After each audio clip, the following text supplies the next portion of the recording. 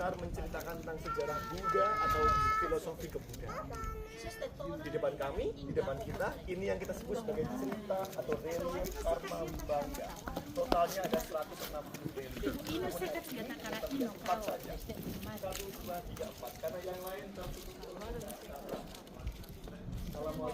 kemarin seperti guru yang sedang bercerita, menjelaskan, orang sedang berbicara. Di grup kedua, ada orang-orang yang menghadap ke gurunya, mendengarkan gurunya ketika berbicara. Betul? Semua dipisahkan oleh batang kayu, batang pohon. Di grup ketiga, ada orang yang paling baris nomor 1 yang tangannya seperti ini. Ya enggak? Ya, ada yang kayak belakangnya itu. Ini artinya sudah mulai menghiraukan. Bodoh amat lu mau ngomong apa gitu katanya. Gak peduli. Yang terakhir, ada yang tangannya seperti ini. Ada yang tangannya seperti ini. Kira-kira lagi ngapain? Gibah, gosip. Sekarang kita sudah? Grup nomor 2. Kita bandingkan dengan muka para penggibah. Kira-kira mukanya sama apa beda? Sama apa beda? Beda. Beda ya, bagusan yang mana? Itu mah mulutnya begitu, Kak. Yang sudah mendengarkan. Karena apa? Pesannya adalah ada di pahatan ukiran kecil di atas ini, maaf ya. Di sini. Nih.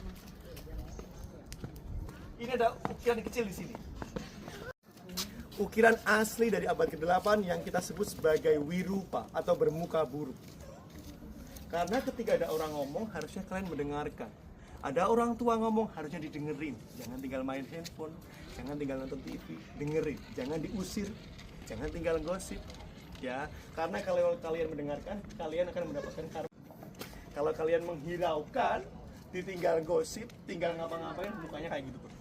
Muka buruk, muka jelek hanyalah simbol dari karma yang jelek, masa depan yang jelek. Intinya, mereka hanya menuliskan pesan di situ saja untuk menunjukkan pentingnya arti kata menghargai antar sesama. Perbanyak mendengar, sedikit ngomong. Telinganya juga. Gitu ya? Oke. Dari awal kan 1,5 jam nih, 1:20 menit. Saya hampir ngomong hampir 1 jam 45 sampai 1 jam. Tamunya enjoy aja. Lah kalau domestik saya gituin, komplain semua nanti. Mas mau ngomong terus foto-fotonya kapan? Kan gitu. Oke, jadi sekarang akan saya mulai penjelasan tentang Candi Borobudur.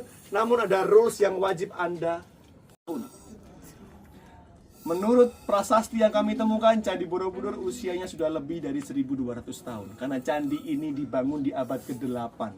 Di masa kejayaan kerajaan Mataram. Di mana yang membangun Candi Borobudur ini adalah Mataram dari dinasti Sailendra. Mataram itu punya 3 dinasti. Agama Hindu. 2 dinasti Sailendra, bercorak agama Buddha. Yang ketiga dinasti Isyana. Udah, jangan tambahin Saraswati. Ya. Lebih dari 2 juta bongkahan batuan gunung berapi selama 60 tahun. 3 generasi, 60 tahun pembangunannya ini. Di generasi ketiga, kerajaan Mataram kok udah mulai goyah akan serangan dari Sriwijaya. Dulu ada 2 kerajaan Buddha yang besar, Sriwijaya dan Mataram ini saling menyerang. Dan kebanyakan masalah utama hancurnya kerajaan-kerajaan zaman dulu itu masalah perang saudara. Sekarang kalau dilihat Candi Borobudur banyak ornamen Hindunya, Prambanan pun sama. Candi Hindu banyak ornamen Buddhanya, seperti lambang toleransi. Ya, terus Borobudur ini punya 10 lantai. Lantai 1 sampai 7 berbentuk persegi. Lantai 8 sampai 10 berbentuk teras lingkar. Nah, lantai ada yang tahu artinya nirwana? Iya, mungkin salah sederhananya seperti itu. Namun di sini di ajaran Buddhis di Borobudur ini nirvana tidak seperti surga. Tingkatan di mana manusia sudah bisa melepaskan ikatan duniawinya, melepaskan hawa nafsunya, kesamsaraannya, melepaskan kemelekatannya, tidak menggantungkan kebahagiaan satu hal dan satu hal yang lain. Tidak bisa kita kontrol. Sadar untuk menemukan kebahagiaan atas diri kita sendiri. Untuk hari ini, kita hanya bisa naik sampai lantai 9 saja, karena lantai 10 ditutup untuk umum. Nanti bisa naik di tingkatan nirwana atau nirvana sampai lantai 9 saja. Walaupun demikian, atas kalahnya Mataram, serta ditambah dengan erupsi gunung berapi di tahun 1006. Dampaknya ketika itu, candi ini terkubur oleh abu vulkanik dan material-material yang lain. Gak usah jauh-jauh di tahun 1006, bayangkan 2010. Masih ingat? Masih. Meletus gunung berapi tahun lebih parah daripada Jogja. Maaf, ini Magelang ya, bukan Jogja ya. Kalau mau upload foto jangan tandain Jogja nih. Banyak orang upload foto Borobudur, lokasinya masih pakai Yogyakarta. Ya ini Magelang. Jadi di tahun 2010 Magelang jauh lebih parah daripada Jogja kota. Berhembus ke barat, ke kota ini. Praktis Kaliurang itu tidak begitu parah banget. Kaliurang yang bawah ya, tidak begitu parah banget, tidak seperti Magelang. Rumah saya pun tertutupi oleh abu vulkanik setinggi 10 cm. Plus hujan kerikil pada orang Inggris. Ya, bukan pemain bola ya. Orang Inggris aja. Ya. Namun ini pun sedikitnya akan saya pertanyakan kebenarannya. Sejak kapan seorang Inggris bisa menemukan candi? Menurut saya pribadi, penemu candi biasanya orang lokal yang sedang cari rumput. Yang sedang nyangkul, namun harus lapor ketika itu di zaman penjajahan. Belum 73 sampai 83 dilakukan oleh pemerintahan Indonesia.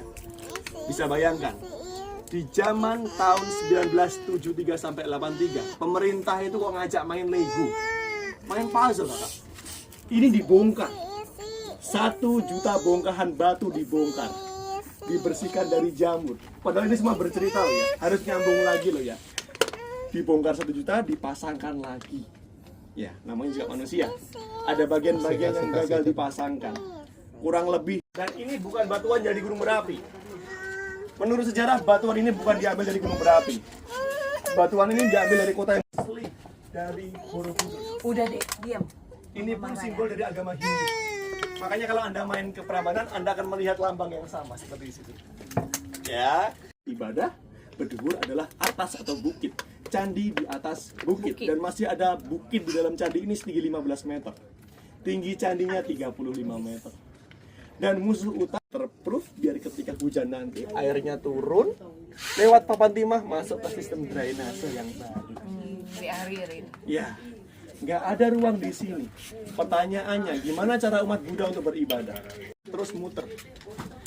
Jalan muter. Iya, dari kanan ke kiri, searah jarum jam pokoknya.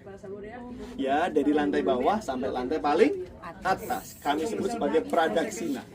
Maaf ya, Muslim agak mirip-mirip dikit. Ya, karena Muslim tawaf ke arah sana. Kalau Buddha ke arah sana. Beda tujuan. Ya, namun hampir mirip looknya.